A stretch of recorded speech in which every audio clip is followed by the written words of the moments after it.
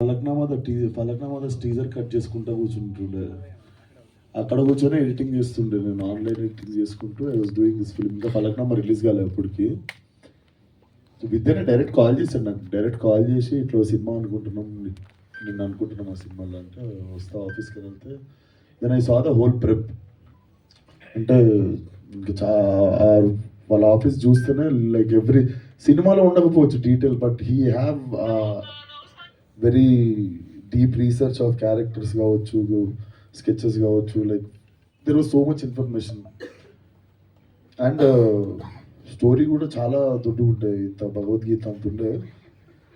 But చదివిన అది కూడా నా నా ఎదురుగా చైర్ వేసుకొని కూర్చోండి పొద్దున సాయంత్రం దాకా ఇంట్లో, లైక్ లిటరలీ పానం మీద కూర్చున్నాడు మొత్తం చదివిన.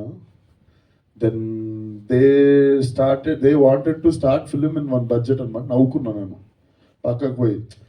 కాకపోతే వాళ్ళకి ఏం చెప్పాలి, ఎందుకంటే ఫస్ట్ ఆఫ్ ఆల్ ఇప్పుడు మనం చాడీలు కంప్లైంట్లు చెప్తే తీసేయగల సినిమా. ఫస్ట్ అయితే దూరిపోదాము, తర్వాత మునిగిన తర్వాత అందరం కలిసి ఈత ఎట్లా కొట్టుకుంటా అడిదికి వెళ్ళిపోతాం అనుకుంటే 4.5 years ఫిల్మ్ చేసినాం.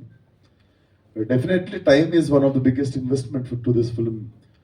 టైం ఇచ్చినాం కాబట్టి సీజీ అచీవ్ చేయగలిగినాము అండ్ బడ్జెట్స్లో సినిమా అచీవ్ చేయగలిగినాము. బట్ ఎవరం ఎంత చేసినా ఇప్పుడు ఇందాక విద్య చెప్తున్నవి నాకు గుర్తులేవు. నేను ఎవరి గురించో మాట్లాడుతుంటే వింటున్నాను, నాకు ఐస్ పట్టింది లేకపోతే మేము పడ్డ కష్టాలు అవి ఏం గుర్తులేవు. Basically it's been a while. But నిజంగానే కుంభమేళాలో మాత్రం నాకు 2-3 వచ్చి ధర్మం చేసారు డబ్బులు. నేను నిజంగా అఘోరని అనుకొని నాకు 2-3 వచ్చి ధర్మం చేసినుండే.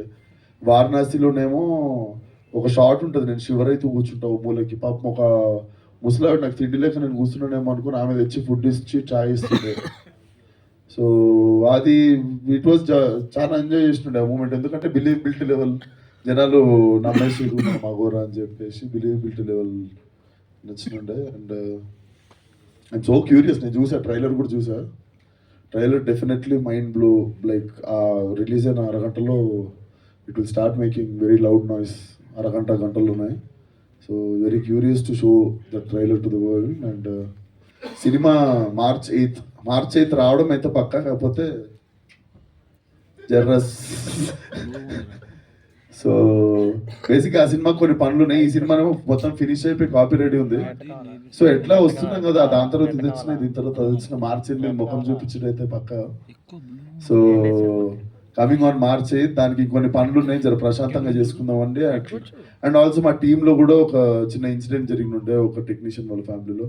సో అవుట్ ఆఫ్ రెస్పెక్ట్ అవ్వచ్చు అండ్ మా వర్క్ లోడ్ అవ్వచ్చు, ఆ వర్క్ లోడ్ వేరే వాళ్ళ మీద పెట్టదలుచుకోలేదు. So March 8 it's not gangs of Godavari.